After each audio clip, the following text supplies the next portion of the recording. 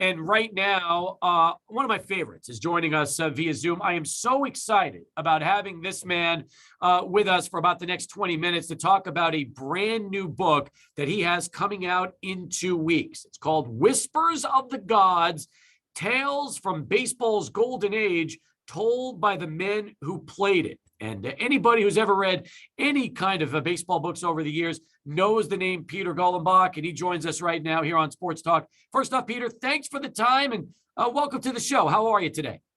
Thank you. Thank you so much. I'm fabulous. Great to be here.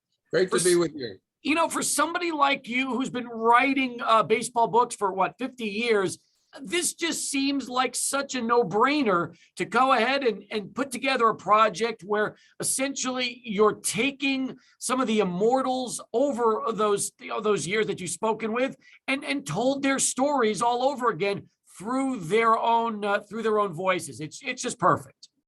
You know, it's funny because when I was the sports editor at Dartmouth back in 1966, I got this book in the mail, and it was The Glory of Their Times by Larry Ritter. And I started reading this book, and it was interviews with people who played with Babe Ruth and played with Ty Cobb and Honus Wagner and shoeless Joe Jackson. And I was just absolutely mesmerized by this thing.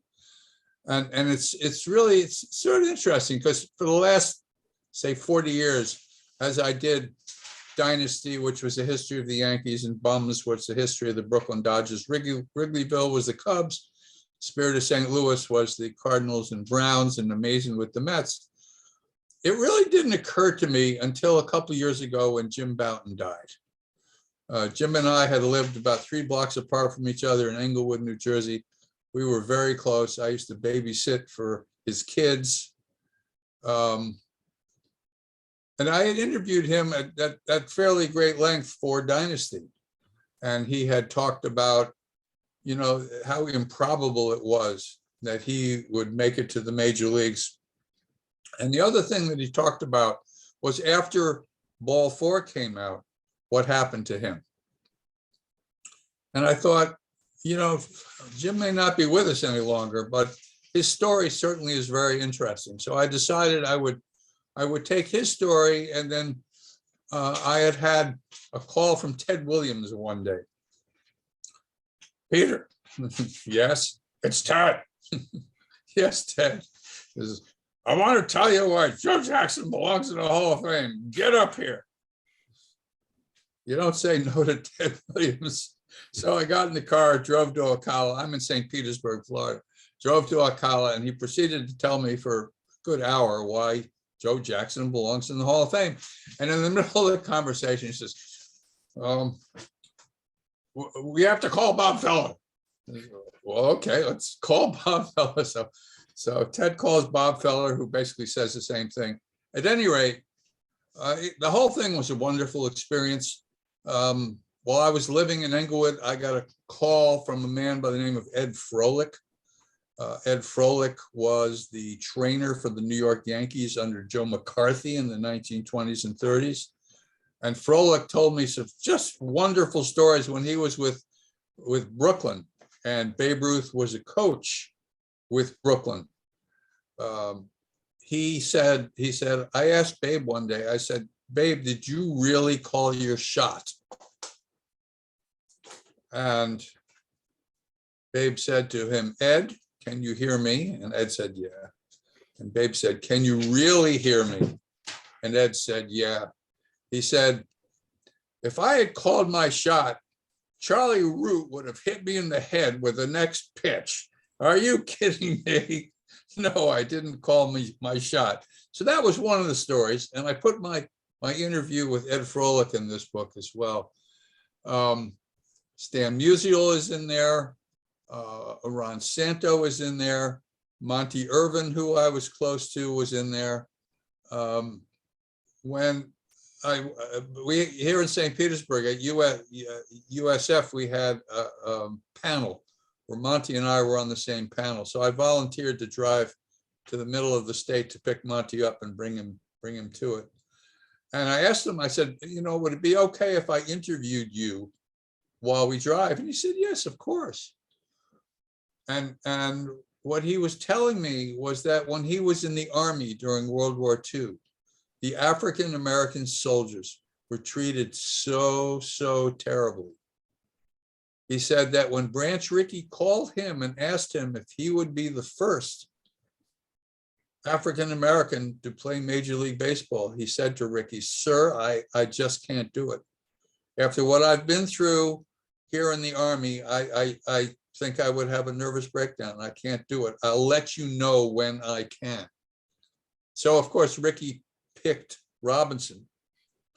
And then when Monty said he was ready, which was a couple of years later, the woman who owned the Newark team wanted $5,000 from Rickey, and Rickey wouldn't pay it to her. So she sold Monty to the New York Giants. And of course, Monty helped them win pennants in 1951, 1954. Peter Golenbock with us again. The book is called Whisper of the Gods, Tales from Baseball's Golden Age, told by the men who played it. It comes out in 2 weeks. You can pre-order it now on Amazon.com and get that just in time, because hopefully we'll have a baseball agreement sooner rather than later. And then you can really bring in the 2022 season right with Whisper of the Gods.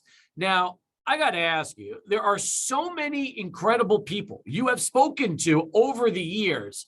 How difficult was it to choose who would be in the book and who would not make the cut, considering you probably could have made this book 10 times the size that it turned out to be? I could have, but I used Larry Ritter's book as sort of the example. You know, I didn't want it to be 400 pages long.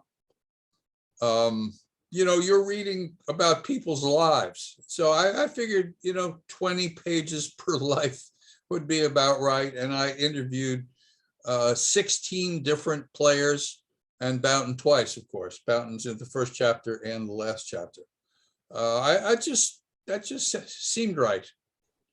Was it fun going back and listening to these interviews again and these conversations as you were really putting this book together? Always.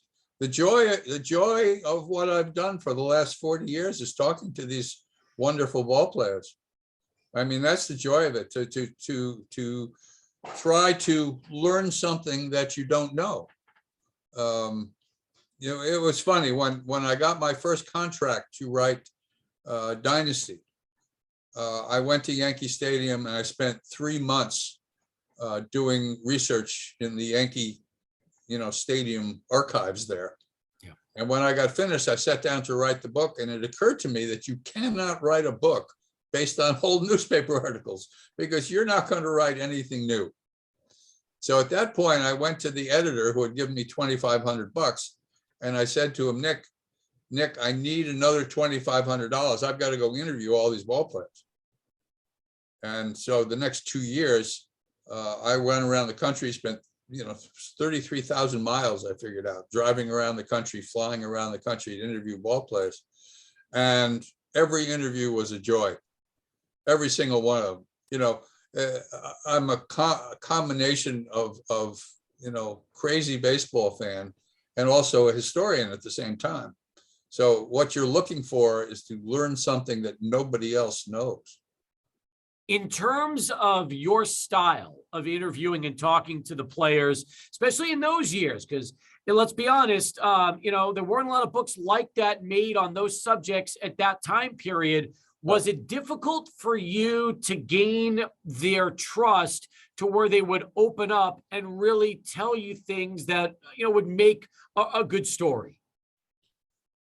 Well, what I always tried to do was do my research before I went to see them. So my first 2 or 3 questions would always be sort of esoteric questions that only they would know, where they would say to themselves, hey, this guy has done his homework, he must be serious. So I've never really had difficulty once once a player agrees to be interviewed. I've never had a great difficulty talking to them. It's the most important parts of their lives. They're however many years playing in the major leagues. And I know when I did Yankees, for instance, Mickey Mantle had retired in 1968, and I talked to him in 1973. So this was 5 years after he retired. And he was telling me the nightmares he was having, that he would have these recurring dreams that he would hear the public address announcer going, now batting in the third position, number 7, Mickey Mantle. And in his dream, he'd be standing outside the walls of the Yankee Stadium, and he could not find the doors to get in. Wow. So, and that was just, 5 years out of baseball. As the years went along, interviewing these people, sometimes it was, 20 years since they played. A couple of them 30 years since they played. And they were actually thrilled when somebody with a certain amount of seriousness came to them and said, really, I'd really like to talk to you about your life. I mean, this is back right now with Peter Golenbock, the book again, Whisper of the Gods, Tales from Baseball's Golden Age, told by the men who played it. And it's coming out 2 weeks from today. You can pick it up and pre-order it right now on Amazon.com. Now, I'm looking at the list because you mentioned Ted Williams. You've touched on some of the others that are going to be profiled. Monty Irvin is another one. Some people I'm very excited about that I haven't necessarily heard, them in their own words in a while. Roy Campanella is one of those, and I'm sure from your days doing bums and talking about the Brooklyn Dodgers, you must have had some terrific conversations with Roy Campanella. Well, usually when I go see these people, you see them one time. And so Roy, after his terrible accident, he was in a wheelchair, of course. The Los Angeles Dodgers made him, somebody who would go out to the public and be a representative of the Dodgers. They gave him a lifetime security that way. And so I went to Dodger Stadium to interview Roy there in the stadium. And the man could not have been more gracious, could not have been more charming. What a fabulous, fabulous, fabulous guy he was. Quite frankly, there are only a handful of people who I've run across who have not been both, smart and charming and wonderful when I went to see them. Only a couple. Their careers are so important to them, these players, that if they know you're doing something, not silly or supercilious, but doing something that will, help history come alive, they're very happy to cooperate. Well, it's interesting too, Peter, because, there have been plenty of individuals named that have had books written about them or they've written books. But right. Gene, a guy like Gene Conley, for example, probably not. So now right. you're taking someone that anybody who followed the game in the 50s remembers the name Gene Conley, but he never had the treatment like he's getting here now with Whispers of the Gods. Well, Conley actually was a remarkable athlete. At the time he was playing for the Boston Red Sox, he was also playing basketball, backing up Bill Russell, playing for the Boston Celtics. And I think what people remember about Gene more than anything else was that one day he got off the teen bus in New York City, went to the airport, Idlewild, I think it was called, before it was called Kennedy, and decided that he was going to fly to Jerusalem. And what I wanted to know, among other things, from Gene is, what was that all about? And it turns out really that he was so overworked from being a basketball player, which is, tremendous emotional, it's not easy to go from there to pitching for a Red Sox team that was sort of mediocre. And one day he said to me, basically, I was having a nervous breakdown.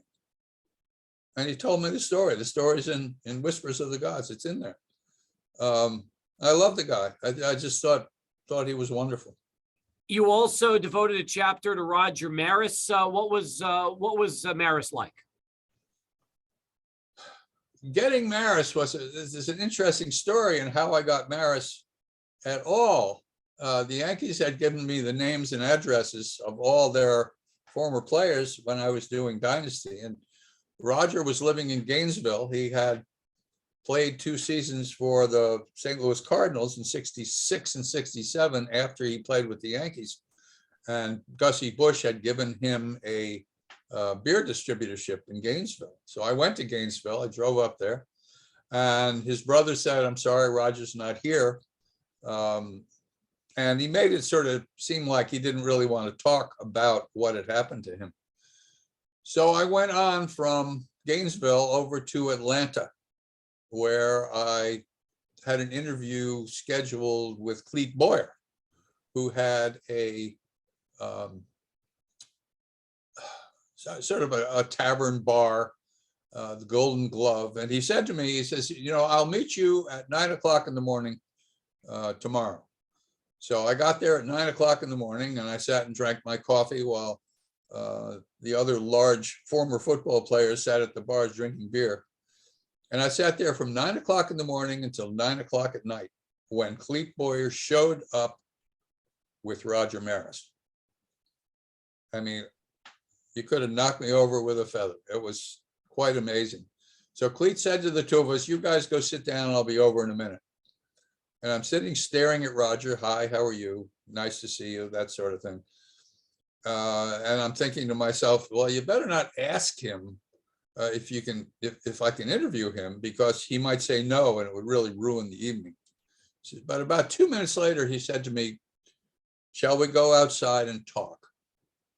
Which was really fabulous on his part, because he had been treated really badly by the Yankees at the end of his career. Ralph Houck had done a couple of things to him, which I knew about, that I wanted to ask him about.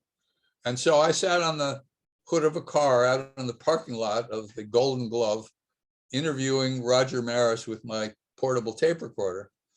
And he proceeded to tell me how in 1966 he had slid across home plate and caught one of his hands on the umpire's spikes and broke his hand. And the Yankees had taken x-rays, but they had not told him his hand was broken, because they were doing very poorly that year, and they wanted him to draw fans. So at the end of the year, Maris told Houck that he was going to retire, that he had sort of had it. And Houck said to him, "Please don't retire now. You can make your announcement in the spring, and we'll throw a little party for you." So Roger said, "Okay." And 2 weeks later, Ralph Houck traded him to the St. Louis Cardinals. And so Roger is telling me about how all of this is happening and how angry he was, but that how he couldn't retire right then, because now another set of fans would be angry at him. So he decided to go and play.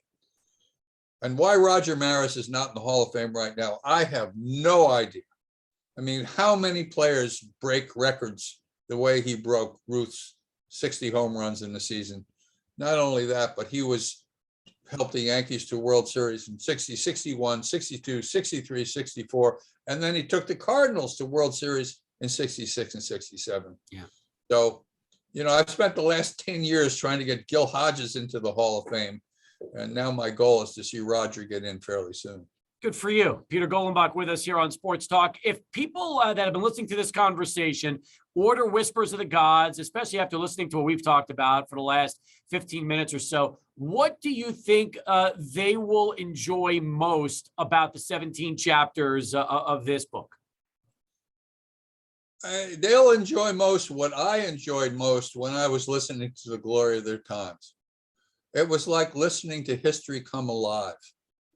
When Tom Sturdivant is talking about playing in a golf match with Mickey Mantle, and after the ninth hole, when Sturdivant makes his putt and Mickey misses his, and then Mickey goes and he walks and takes his putter and swings at the branch of a tree and misses the branch and puts that iron right through his shin.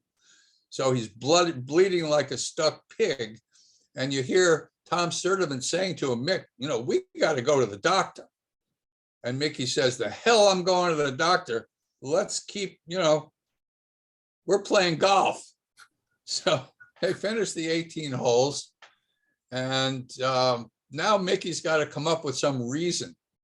He's got to tell Stengel, Casey Stengel, his manager, why he can't play for a few days, because he has this gash in his shin. So he makes up his story. Sturtevant's telling me how he's makes up the story about how the car was rolling downhill and his shin got caught in the corner of the door. It's just classic. It's just, sort of wonderful Mickey Mantle. And that's what you get out of this. You hear these people talk about their owners. They talk about the managers. They talk about their teammates. It's just, to me, it's wonderful. Whispers of the Gods, tales from baseball's golden age, told by the men who played it. You can pre-order it now at Amazon.com from Peter Golenbock. Hey, terrific stuff, Peter. Thanks for the time, the trip down memory lane, and congratulations again. I think it's going to be a huge hit for you this baseball season. Thank you so much. My pleasure.